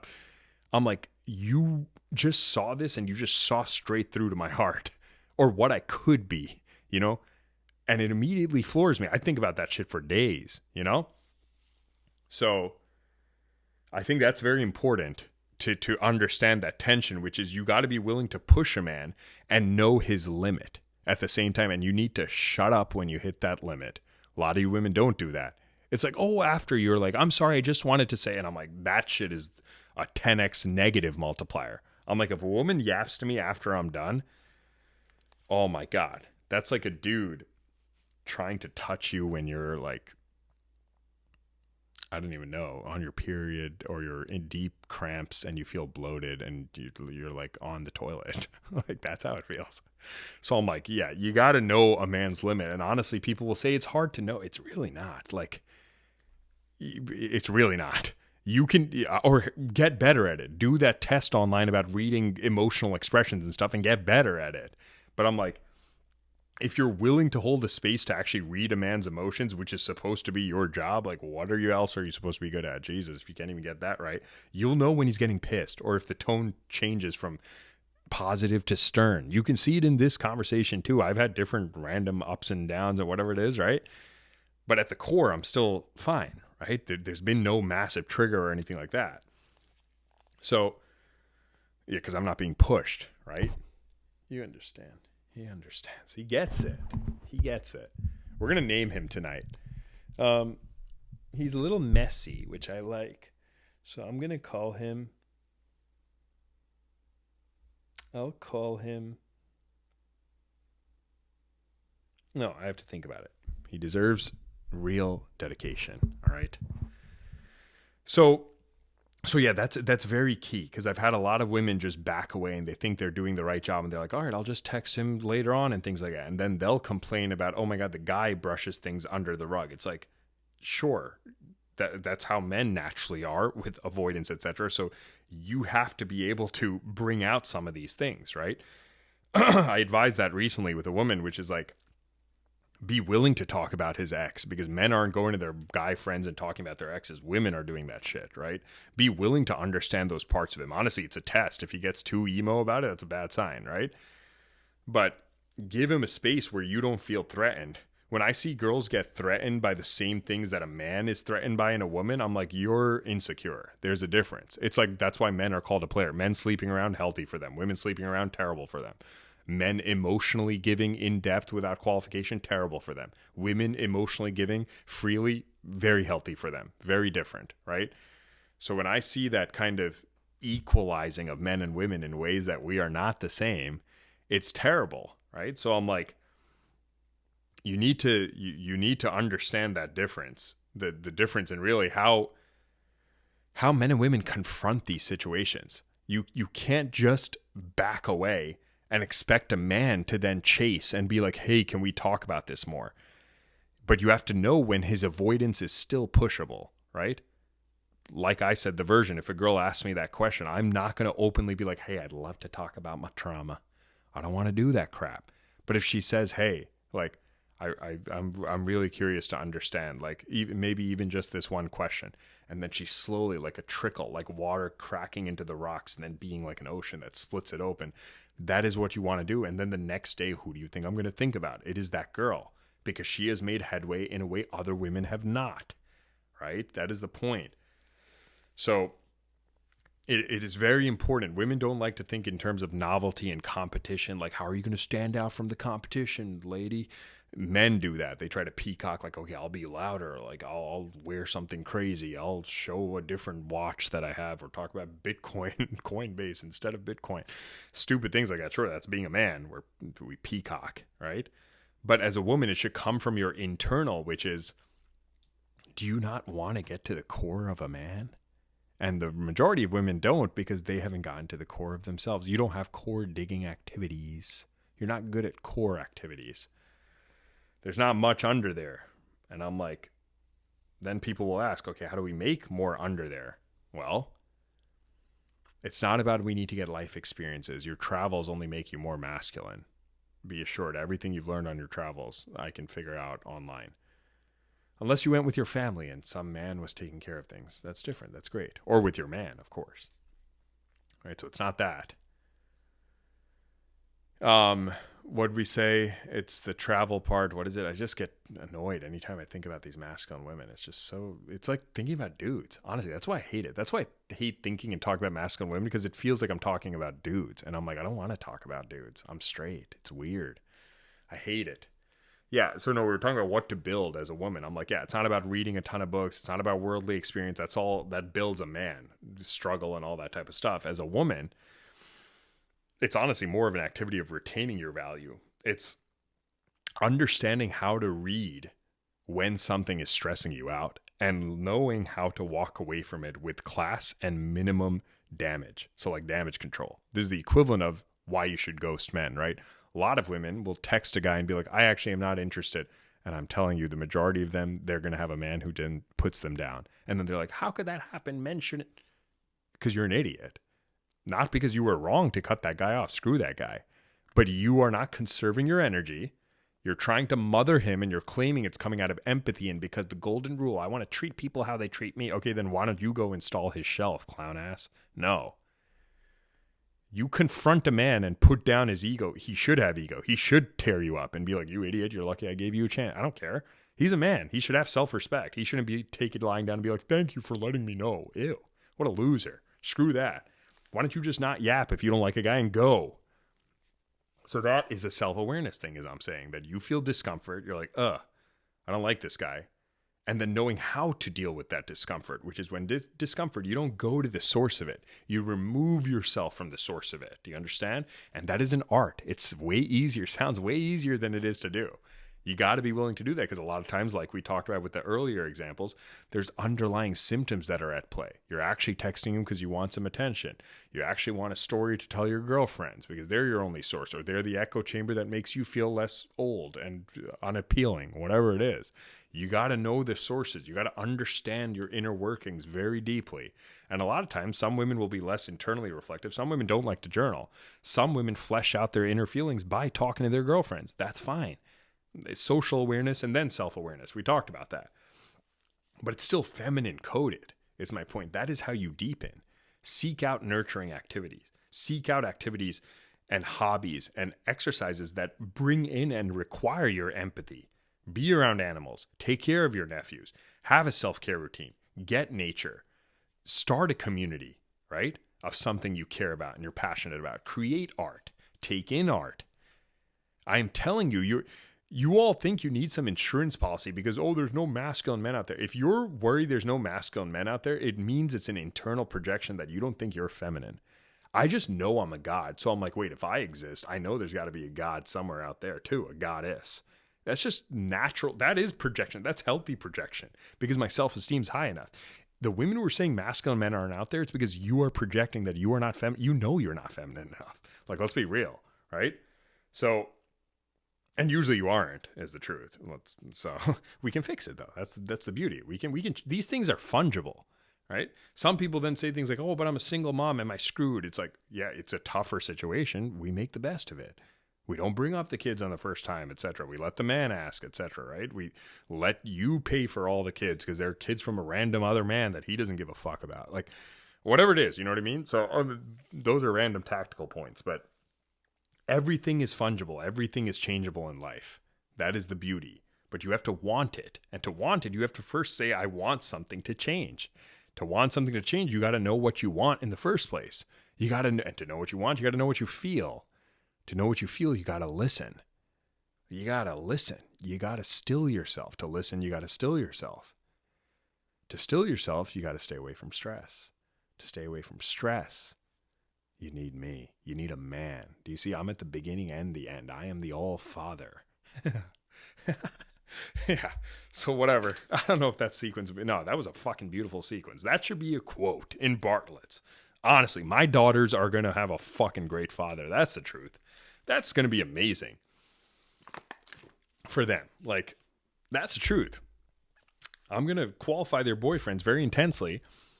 And then I always love when women are like, wait, so you're going to go for this younger woman who's like, because you want to have a lot of kids. Would you feel okay if your daughter was going for a man your age? What do you mean? Okay, I'll require it. If she's dating God, the fuck? Of course. And I also don't get that part about the strict fathers about like, oh, you can imagine some guy sleeping with your daughter. Yeah, maybe I have to have the daughter to fully experience it. But I'm like, if he's the right guy and we've pre-qualified him as a family and her, I'm like, yeah, fuck. Have sex with my daughter so you guys can have kids. So of course, fuck yeah. 100%. Same thing with my sons. Go fuck the girl you love. So go make some kids. Fuck ass. What are you fuck asses doing? I got to have kids. I get it. Calm down. I said 2 years, 1 month, 19 days. No, 21 days. I'm working on it. I'm also building this epic platform so I can source prospects, and then I'm running sims where there's a simulated version of me and her, and it goes through multiple iterations to judge our fidelity of score, and then we decide whether to talk. I'm a genius. Don't worry about it. Okay, I'm going to change the world. I already am. So anyway, I don't know if you guys want more stories or something like that. I tend to shy away from that because I'm a very big picture, abstract, conceptual thinker. But yeah, I mean, I feel like those examples are helpful, right? I've given examples about how to get out of bad things. Like we talk about the gush cut technique, right? That if you feel stuck in a situation and then you do something bad and reactive, and then that makes you stay in the relation because then you justify, maybe that's why he reacted like that. It might have been my fault, all that stuff. You do the gush cut, right? Which is you gush, meaning you over deliver really good behavior. You suck up zero reactivity such that either it makes him step up and treat you better, or he stays at the low level, and that allows you to finally cut. That was the only way I was able to get out of my toxic thing. I just kept fighting with her. She would fight back. I would say she's a psycho. She would think I'm a psycho, and I was like, damn, maybe I did do that. That's why she did that. I would keep justifying. And then finally my friend was like, yo, you got to clear your debt. And I was like, fuck, I got to just suck it up. I got to just do this. It's like a sugar cleanse. Like, it's tough for the first day, but you finally do it, and then you don't crave sugar. And I'm like, I just behaved perfectly. She would say things that would piss me off, and I was just like, okay, all right. And then finally, I was like, wait, I'm being perfect, and this girl is still doing this shit?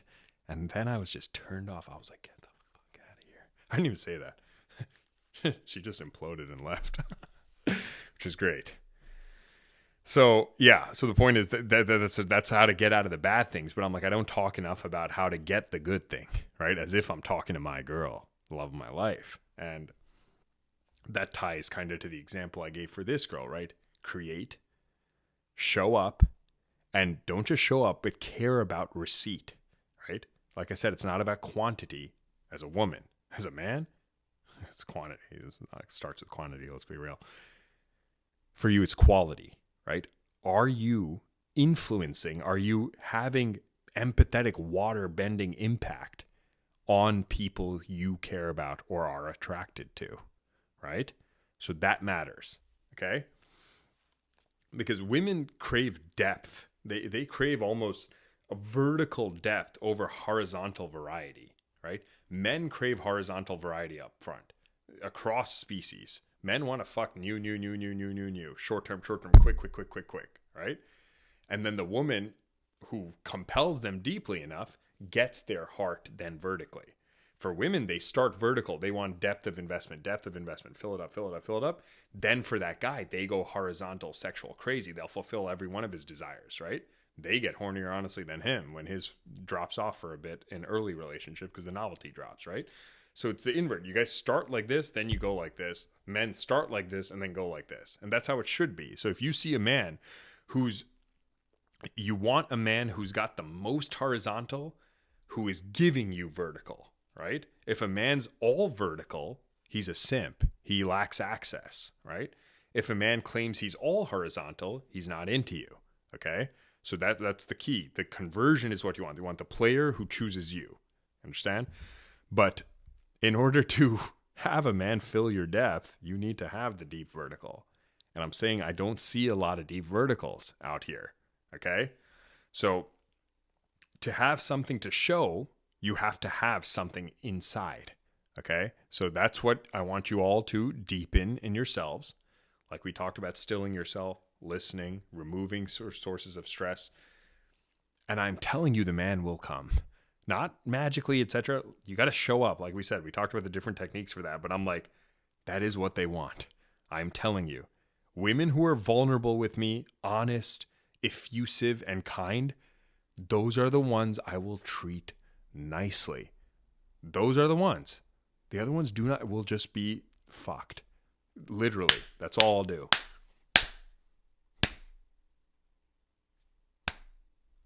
Hey, little follow-up at the end there, see? Gave him a little bonus. So, I don't know. Should I talk about more stories? Or should we just cap this here? I'm trying to think. I mean, I could talk about so many things. I'm just deciding where to let my brain flow. Yeah, we could talk about how sex affects and stuff. Yeah, maybe we just cap it, honestly. This is honestly a little self-discipline, a little self-restraint, right? We don't need to spill the beans on everything. Let's make it digestible. We're at an hour and a half. Can suck me in, take me in for 90 minutes. I'll last. All right, episode 3, thank you for joining. Episode 4 will come, who knows, when I feel like it. See, I've embraced my internal flow. But if you do need help, if you have questions, feel free to use the link in my bio. You can text or send voice memos for 80 cents for 80 characters. Or you can do a call. It's more expensive because then you get to see my beautiful face. And yeah, we will work through your shit. We will get you the story you deserve. Yeah? And, yeah, should I do a dedication to the love of my life? It's only fair, right? This whole thing is for her. I was going to say I hate this part, but I can't say that. What I hate... No, see, if I hated it, I wouldn't do it. It's that I love her enough that I'm willing to castrate myself. No, to be vulnerable. Okay, here we go down the hatch. Let's see.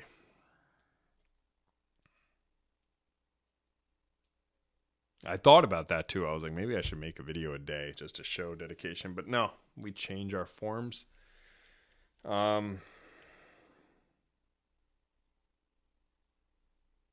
That's tough. It's tough. I don't want you fuck asses watching it. I just want to talk to her. I don't like all these lights on. God, can we cut for 5? All right, what do I got to say? What do I got to feel?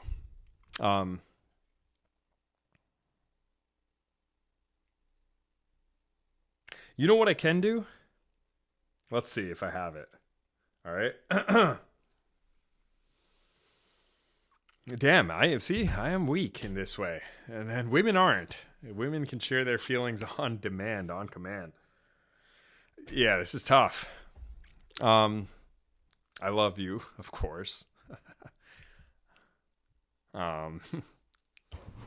Yeah.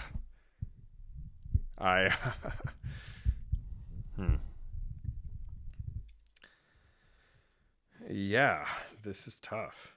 This is tougher than I thought. I maybe this like I should cut this out of the video, right? But something feels like real about it. So, all right, let me just ignore you all for a second. Just pretend I'm, let me just.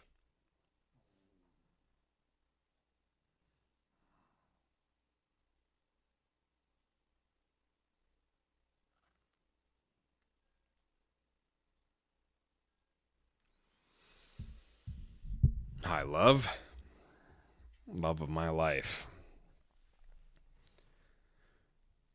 You know, there are these times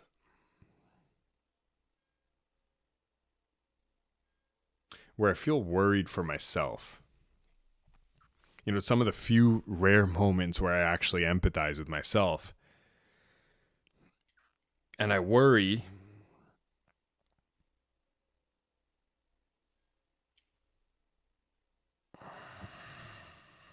I don't want to do this. I don't want to do it. Don't want to do it. Don't want to fucking do it. God. Don't want to do it. Don't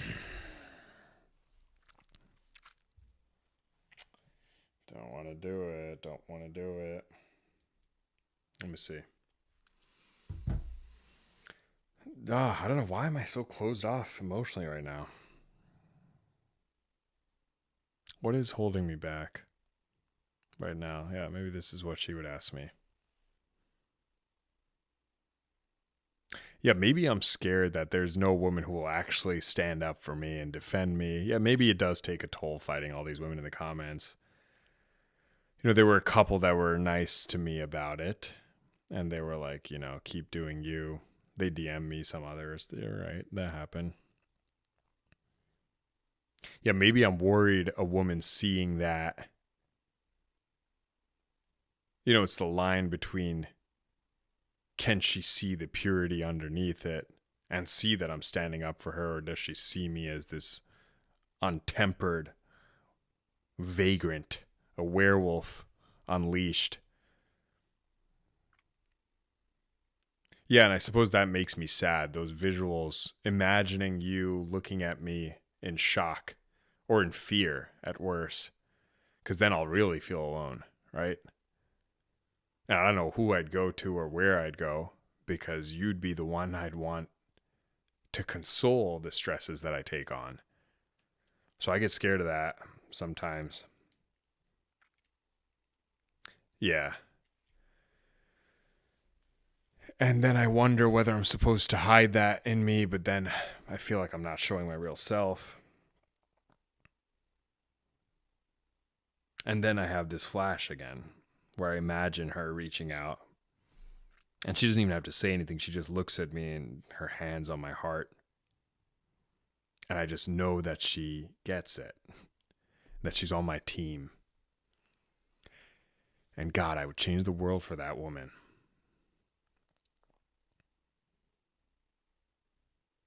Because how much does it take to be that kind of woman? It takes a lot. It takes a lot. And honestly, it's the kind of woman where even if I didn't have the privilege to have her, to have you, love, I would love you from afar. Because you are like a work of art.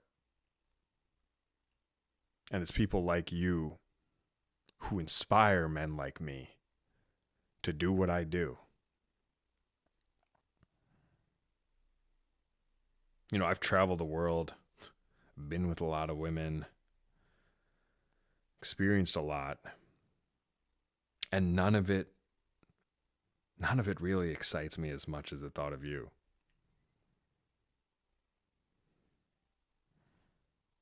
So yeah, pardon me for taking a minute to get to it, but I'm here. I'm here for you. And at my best, I do feel like you're here for me too. So I love you. I'll find you soon.